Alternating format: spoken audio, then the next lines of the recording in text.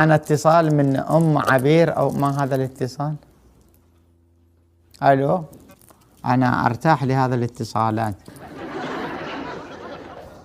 ألو، لا تستحي يا أختاه، تكلمي، أنت في سطر الإسلام وفي ذنبه البائس اللمام. تفضلي. كيف حالك يا شيخ؟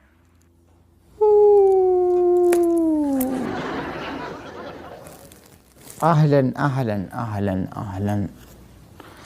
تفضلي، ما هو سؤالك وماذا تفعلين غدا؟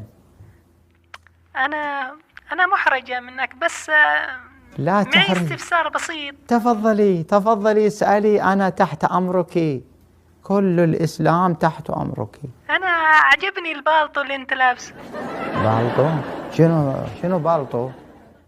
هذا ليس بالطو، هذا زي حوثي.